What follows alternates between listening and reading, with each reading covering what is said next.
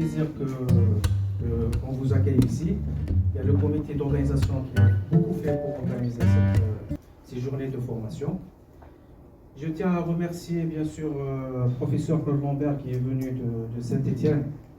Et je tiens aussi à remercier le professeur Djenouhat qui, à chaque fois quand on le sollicite, il est là. Je le remercie beaucoup. Merci beaucoup. Mes remerciements aussi au professeur Tahiyat, l'aimable, simple, il a aimé notre idée de formation. Barakallahu fik. Sinon, professeur Brahimi, on le laisse à la fin. C'est le baroudeur, les formations. Oui, il nous a beaucoup aidé dans les formations de cyclométrie, de cytologie, et je le remercie encore. Barakallahu fik. On laissera un Claude Lambert, professeur Claude Lambert, de continuer et de présenter ses cours. Merci beaucoup. Barakallahu fik. Professeur Djenouhat. Merci beaucoup, mon ami. Bonjour à toutes et à tous. C'est un plaisir de vous retrouver avec les collègues qui m'attendent une deuxième fois. Pour être honnête, il faut oser, en tant que laboratoire d'analyse libérale du bureau, et penser à la cytométrie. Ils sont très rares, ou bien je peux le dire carrément qu'il n'y a aucun labo, qu'il n'y a aucune spécialité qui a eu cette idée par rapport aux libéraux. Donc c'est pas facile, on est en train d'explorer tout ce qui se passe sur le plan sérologique, microbiologique, mais on a oublié le côté cellulaire et le côté intracytoplasmique. Donc avec des sommités, vous ne les connaissez pas, ils sont comme des sommités algériennes, professeur Brahim, vous le connaissez très bien. Professeur Tahiyat, pour ceux qui ne le connaissent pas, c'est un professeur en immunologie qui s'est spécialisé dans le diagnostic des syndromes lymphoprolifératifs et des déficits immunitaires primitifs. Mais avec le temps, il s'est retrouvé un peu dépassé, il a opté pour les déficits. Claude Lambert, c'est lui qui va parler ex-président de la Fédération européenne de cytométrie. Donc vous êtes en face de référents.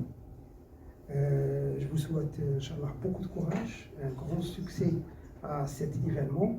Et moi, je suis ici en tant qu'invité parce qu'en fin de compte, la partie cytométrie dans mon laboratoire, c'est mon collaborateur, professeur Tahiyat. Beaucoup de courage et beaucoup de succès à cette journée.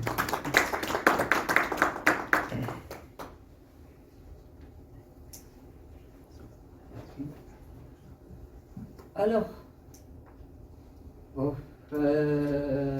bienvenue à tout le monde, immuno et hémato, et j'espère que vous allez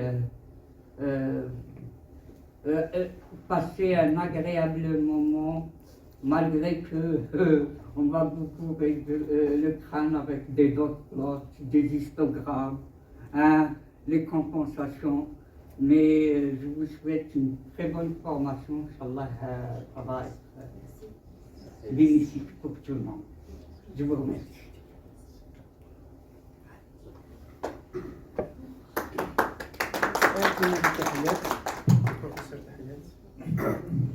Je ne vais pas dire grand-chose. Salam alaikum. Je vous souhaite une excellente formation à tous. Et j'espère qu'il y a beaucoup d'interactivité et de questions. Car c'est ça le but justement, on va passer, Inch'Allah, des moments agréables. Merci. Je tiens à remercier aussi le professeur Mouaddan qui nous a ouvert les portes de son labo. Donc merci beaucoup. Merci beaucoup. Et demain on sera chez vous. J'espère que vous avez des blouses en plus. Pour ceux qui n'ont pas ramené. Ok, professeur Claude Lambert, à vous.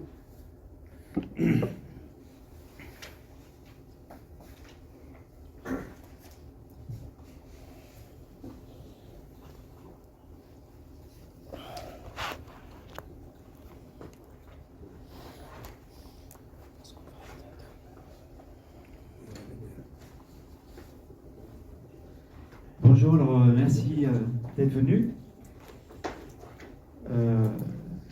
Je suis immunologiste, donc je ne discuterai pas trop d'hématologie, on laissera faire les experts. Et, juste pour être bien d'accord, c'est un cours, hein, c'est pas des conférences, c'est pas quelque chose il faut que vous soyez vraiment libre, que vous sentiez vraiment libre de discuter, poser des questions. Vous verrez qu'il y a beaucoup de vocabulaire spécialisé, il y a beaucoup de notions qui sont compliquées à comprendre, même pour nous qui avons une grande expérience, enfin surtout moi.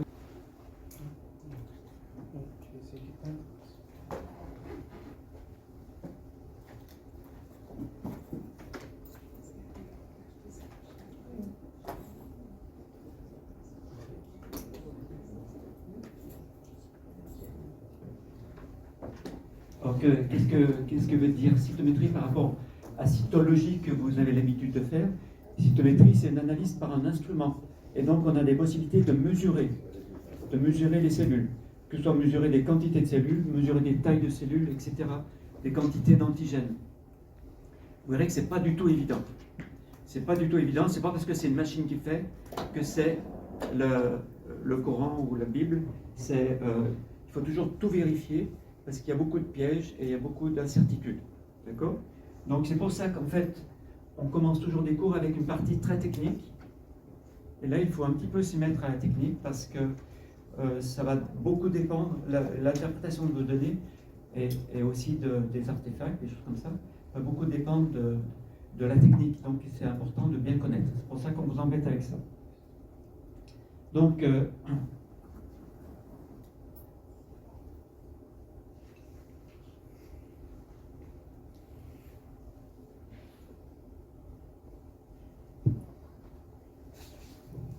l'idée quand on analyse des cellules, c'est qu'on analyse des populations complexes avec plein de cellules différentes.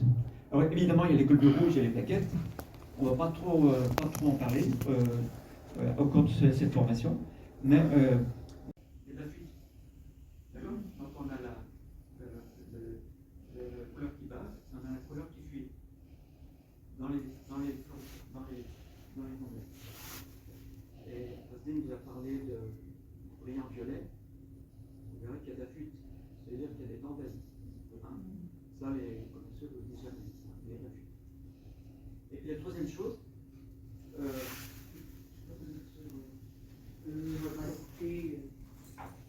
quelques remarques, quelques règles. je finis ma troisième remarque, puis je te laisse. D'accord. C'est une coupe tellement mon cerveau est assez commun. Donc, le débordement de spectre, la fuite. La troisième chose, c'est qu'il y a certains fluorochromes, ça va venir, certains fluorochromes qui peuvent être activés par deux lasers. Les spectres de PA-5.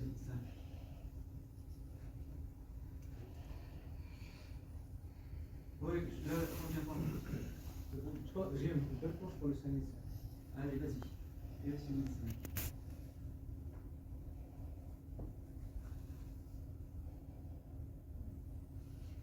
Il n'y a pas de spectre d'excitation. Non, reviens en arrière. Si, je parle d'abord du bleu, après le rouge. Non, mais je le spectre d'excitation pour vous. Non, on ne voit pas. Reviens en arrière. Voilà, là, vas-y. Par exemple, sur ce tandem, là, c'est un tandem PA-7. Oui. Vous voyez? Vous voyez le spectre d'excitation? Ça, c'est le spectre d'excitation de la PE qu'on retrouve dessous. D'accord?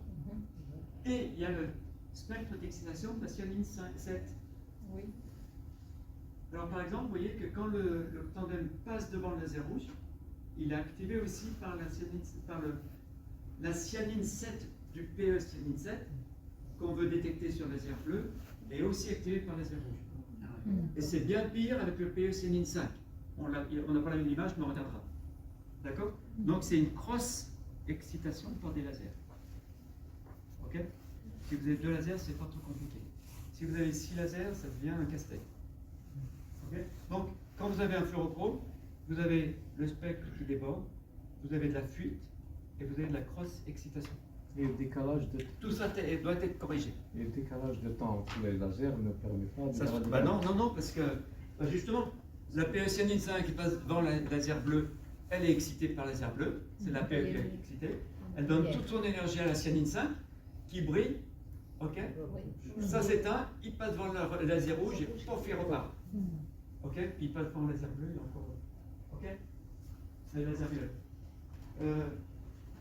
Tu voulais? Oui, deux petites remarques. La première, c'est que Tahiyat, il a bien décrit comme quoi il faut éviter certaines combinaisons. Pourquoi? Parce que tout simplement, le fait d'avoir ces deux fluorochromes dans le même tube, on aura vraiment une difficulté à obtenir une bonne compensation. Et on sera obligé d'éliminer une grande partie de fluorescence qui se chevauche. La deuxième chose, c'est que il a montré des diapos avec des dot plots qui sont bien compensés et d'autres mal compensés. Et on voit bien que les populations qui ne sont pas bien compensées étaient en diagonale. Parce que une population sur un cytomètre, elle est bien circonscrite, elle est ronde. Elle n'est pas en diagonale. Si vous voyez des populations, elle dit ça fait partie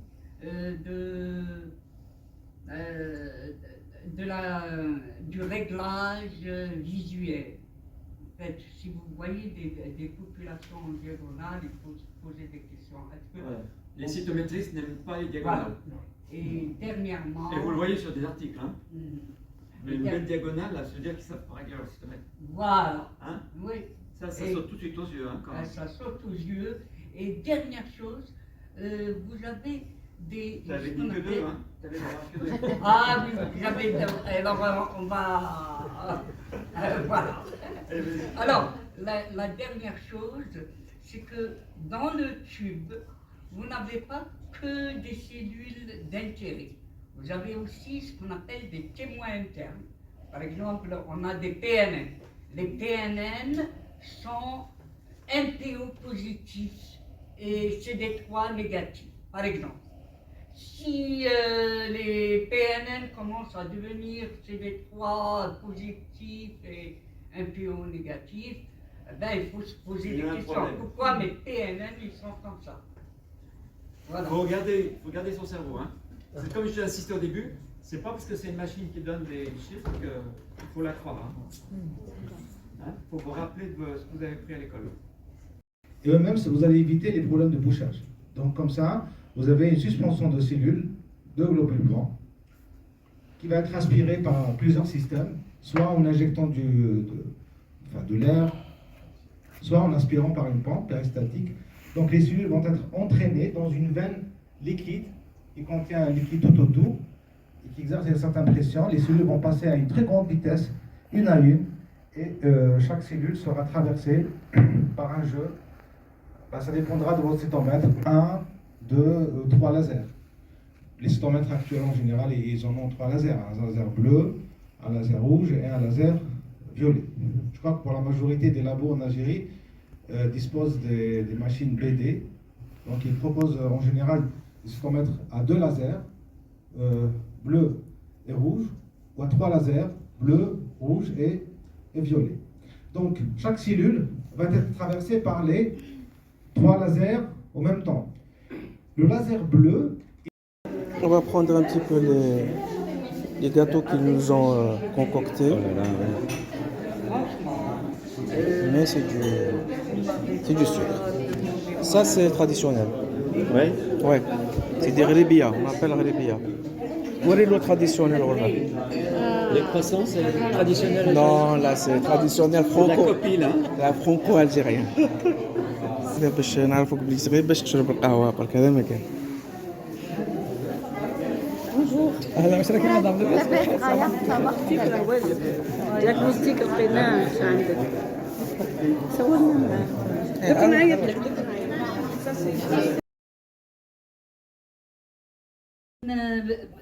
dernièrement, il y a la classification OMS 2022 qui a vu le jour en juillet dernier sur la classification des hémopathies.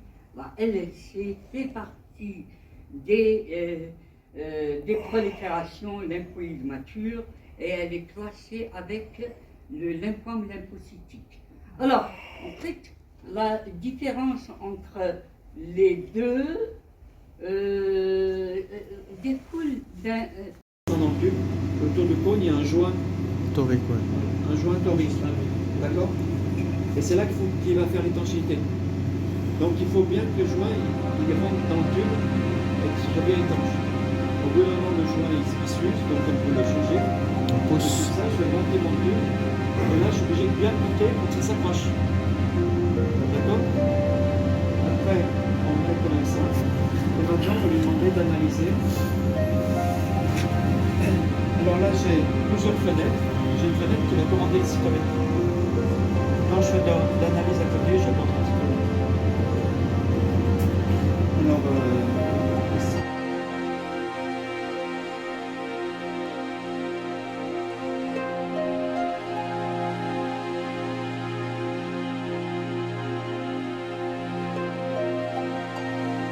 Pour le diagnostic.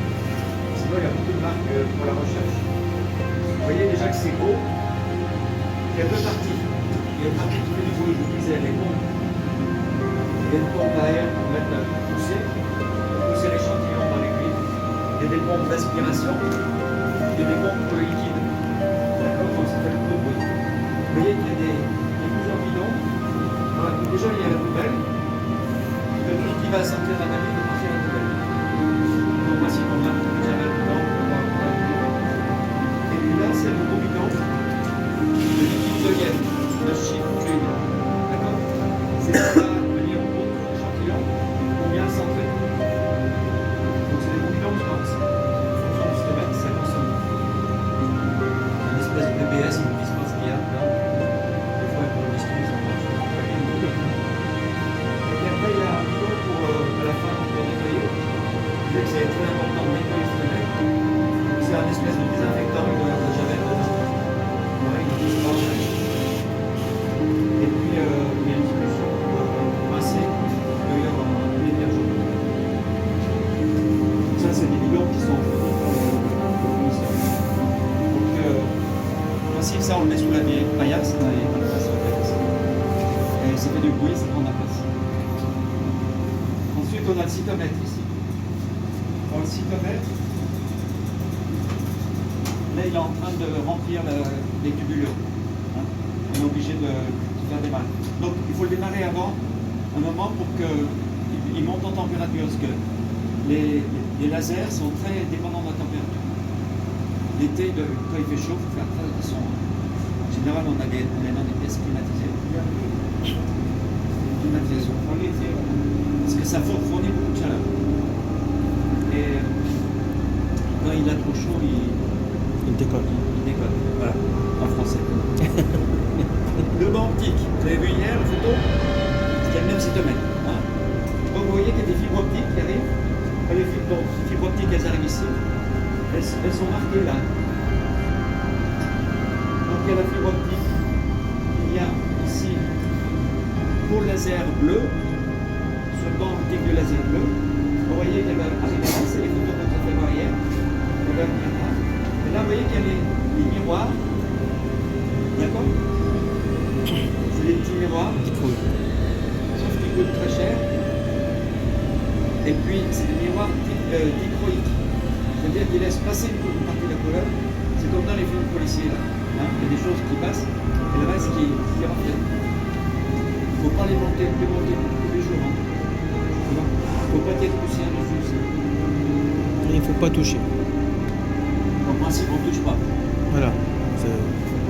Ici, il y a les détecteurs, juste devant derrière. Et vous voyez que devant chaque détecteur, il y a un filtre. Okay? C'est pareil, les filtres, on peut les changer.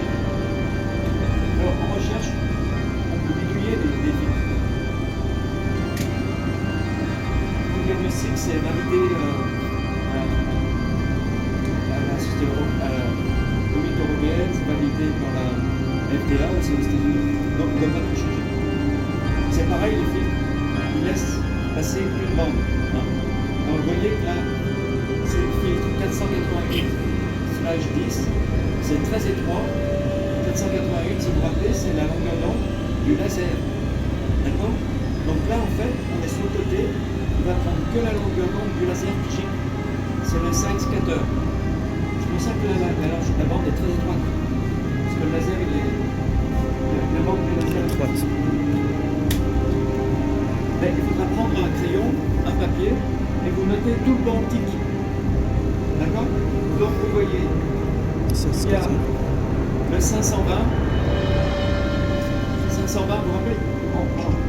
Sur ce système, il commence par le rouge et puis il descend. Donc le 520, il va récupérer tout ce qui est supérieur à 520. Mais pour le reste, avant, il a déjà été pris. D'accord? 520, c'est pour la fluorescéine, qui est à 525. Ensuite, il y a la 585, avec une marge de 42, c'est pour la phycoérythrine, le orange, qui est très très souvent utilisé.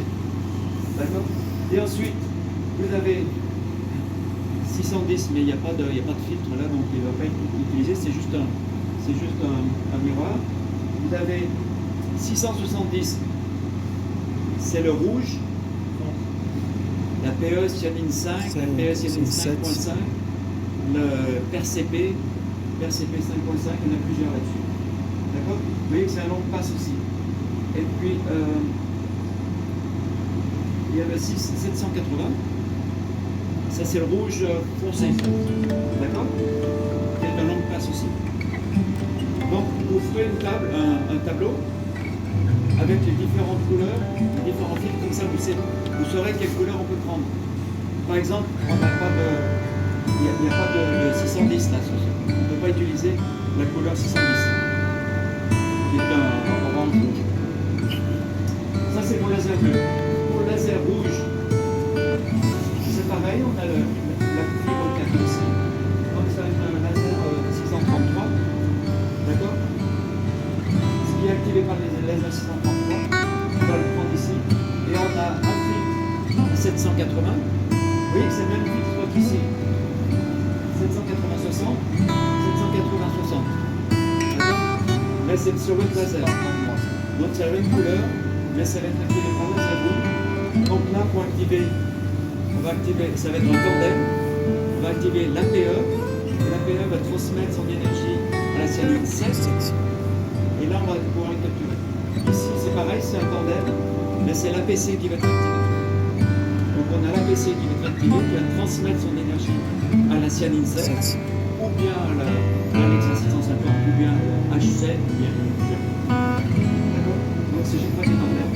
Et là on aura la couleur. Mais activé par le zéro. Et puis on a l'APC qui est à 660/20. Vous voyez là le spectre il est là, il est D3. D'accord? Et là on a le laser violet. Pareil, le laser violet on arrive ici. Donc les qui sont derrière. Donc ça c'est les fibres optiques. Et on a pareil, on a deux couleurs. 510. D'accord? 510 c'est orange, c'est en dessous du PC.